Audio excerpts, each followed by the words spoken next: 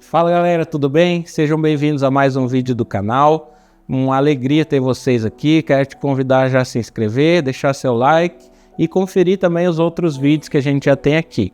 Já tem panoramas aí sobre toda a Bíblia, dicas para o seu estudo, para o seu aprofundamento bíblico e também devocionais saindo aqui no Shorts. Então quero te convidar a acompanhar aí tudo que tem sido produzido. Hoje eu queria falar com você um pouquinho sobre a mensagem do Evangelho. De forma breve, falar qual é a mensagem do Evangelho que nós, como cristãos, somos chamados a comunicar, somos chamados a compartilhar. Qual é essa mensagem, então, do Evangelho? Qual é essa boa notícia que a Bíblia nos apresenta? Qual é essa boa notícia a respeito de Jesus? O que ela significa e qual é as suas implicações para a nossa vida? Então, de maneira breve e resumida, eu quero compartilhar com você qual é a mensagem, então, do Evangelho. A gente não pode começar a ter uma compreensão do Evangelho se a gente não começar por Gênesis, pelo início da Bíblia. Porque é ali onde vai ser apresentado a nós qual é o grande problema, então. Porque nós dizemos que o Evangelho é uma boa notícia, esse é o significado da palavra Evangelho, mas nós precisamos então perceber uma boa notícia com respeito a quê? Qual é o grande problema que precisa ser resolvido? Né? Qual é o grande conflito posto diante de nós, para o qual o Evangelho é a solução? Então, sem entender o conflito, sem entender o problema primeiro, o Evangelho não vai soar como boas notícias, como boas novas a nós. Então, começando de Gênesis, a gente percebe Deus como Criador do mundo, como Criador do cosmos e como Criador do ser humano. Deus cria o mundo como seu templo, para que ele habite perfeitamente no seu templo, e ele cria a humanidade como seus representantes, como seus sacerdotes nesse tempo.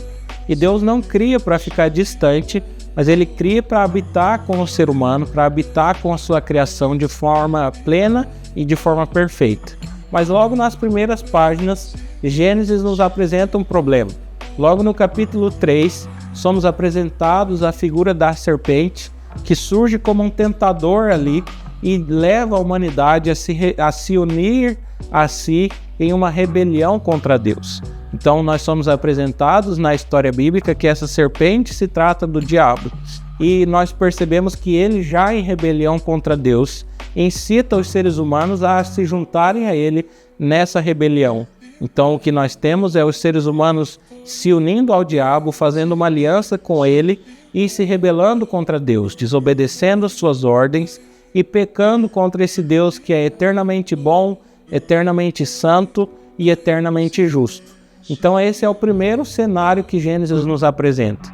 E então nós somos apresentados à ideia de que Deus não pode conviver então com a maldade, com o pecado.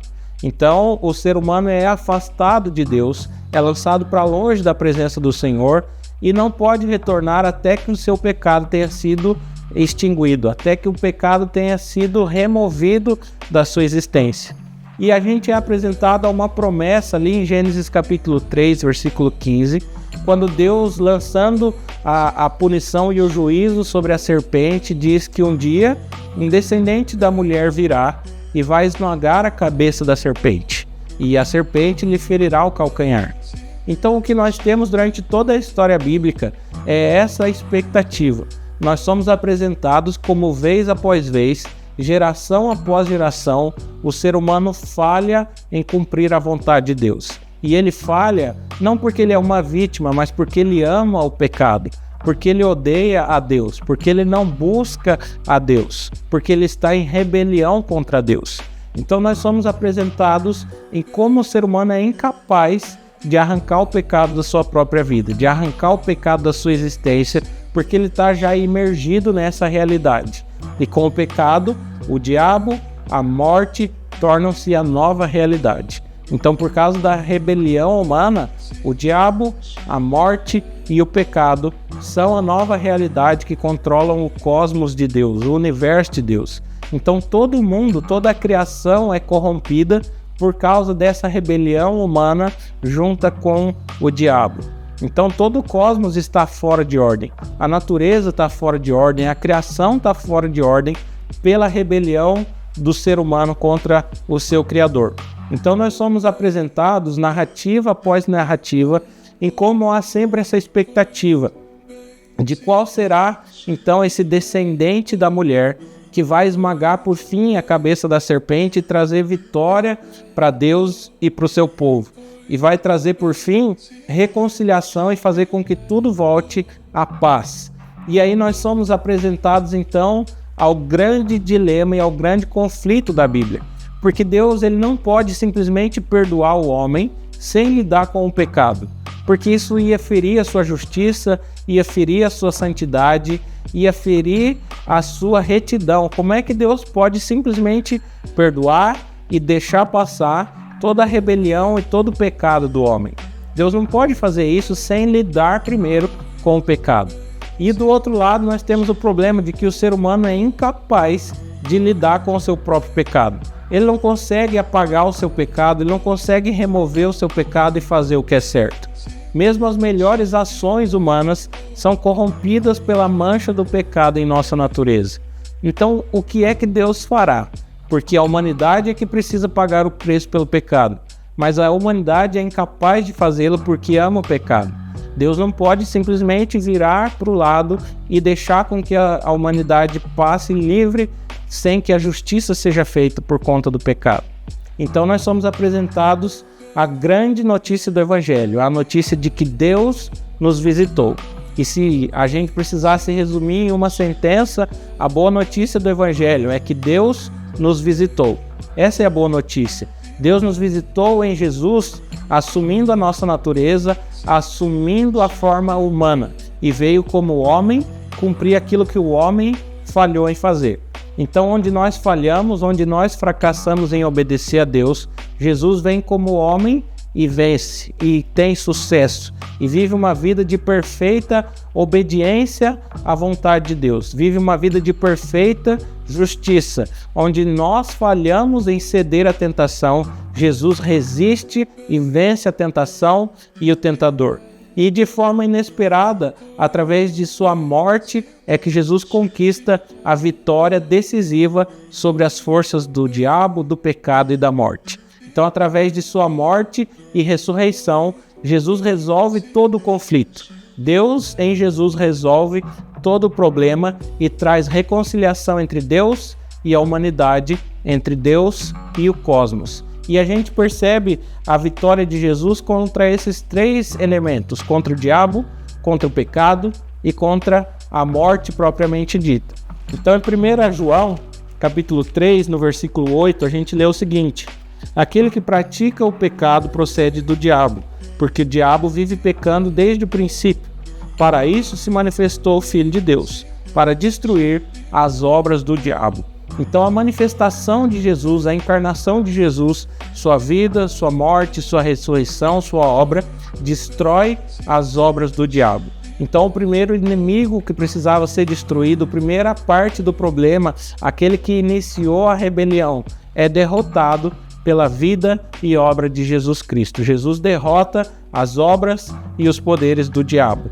Em segundo lugar, a gente percebe, e podemos ver isso também em 1 João, que Jesus vence sobre o pecado. 1 João capítulo 4, versículo 9 e 10 diz o seguinte: nisso se manifestou o amor de Deus em nós, em haver Deus enviado o seu Filho unigênito ao mundo, para vivermos por meio dele.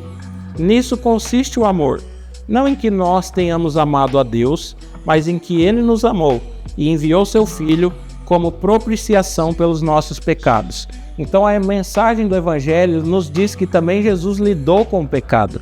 Jesus não deixou o pecado impune, mas ele veio e tomou sobre si todo o castigo que o pecado merecia, toda a punição que o pecado humano merecia, Jesus toma sobre si. Então o pecado não fica impune, ele é punido e castigado em Jesus. Por isso, através do seu sofrimento, através de sua morte, Jesus destrói também a força do pecado humano. Jesus destrói a rebelião humana através de assumir a culpa do pecado sobre si. E nós percebemos também que Jesus derrota a própria morte. No Evangelho de João, no capítulo 11, no versículo 25 até o versículo 26, nós vamos ler o seguinte, João 11, 25 ao 26. Disse-lhe Jesus: eu sou a ressurreição e a vida. Quem crê em mim, ainda que morra, viverá. E todo que vive e crê em mim não morrerá eternamente. Então o que nós percebemos aqui é que através de sua morte e ressurreição, Jesus destrói o poder da morte. Aqueles que estão nele viverão eternamente. A morte não vai ter uma palavra final, não vai ter uma palavra decisiva, porque aquele que crê em Jesus vive eternamente. Não tem a morte como seu destino final, mas tem a vida e a vida eterna como seu destino já conquistado.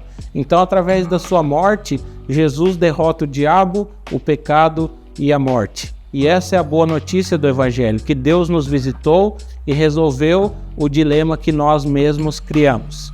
E lá em Colossenses, capítulo 1, no versículo 20, nós vamos entender um outro aspecto da morte de Jesus e da mensagem do Evangelho. Colossenses 1:20 nos diz assim: havendo feito paz pelo seu sangue da cruz, por meio de Jesus reconciliasse consigo mesmo todas as coisas, quer sobre a terra, quer nos céus. Então o Evangelho é essa boa notícia de que Deus, em Jesus, trouxe reconciliação para todo o cosmos, para toda a ordem criada, para todo o universo e para o ser humano. Deus, no seu Evangelho, na obra de Jesus, na sua cruz e ressurreição, destruiu o diabo, destruiu o poder do pecado e destruiu o poder da morte. Então Jesus vence através da sua morte e ressurreição e depois é elevado aos céus, onde vive eternamente, para interceder em nosso favor. E a mensagem do Evangelho é que todo aquele que crê em Jesus é reconciliado com Deus. Todo aquele que deposita em Jesus a sua fé, a sua confiança, que se rende a Jesus, recebe perdão dos seus pecados. Então a mensagem do Evangelho é essa, que em Jesus há plenamente reconciliação para todo aquele que crê. Lá em Atos, no capítulo 10, no versículo 43, Atos capítulo 10, versículo 43, vai dizer assim: de Jesus, todos os profetas dão testemunho de que, por meio do seu nome, todo aquele que nele crê recebe remissão de pecados.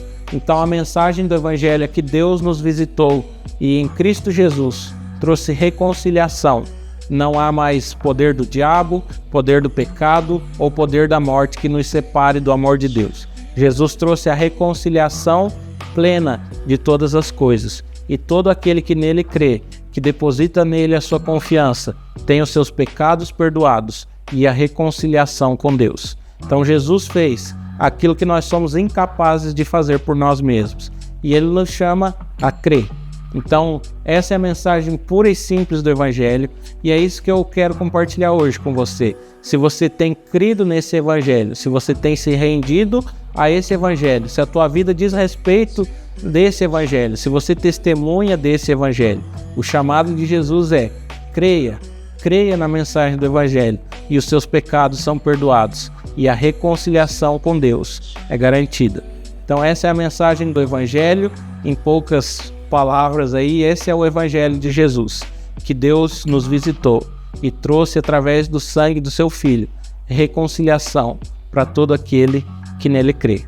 Que Deus te abençoe, reflita sobre isso, reflita sobre a mensagem do Evangelho e como não existe nada mais sublime que isso. Que Deus te abençoe e até o próximo vídeo.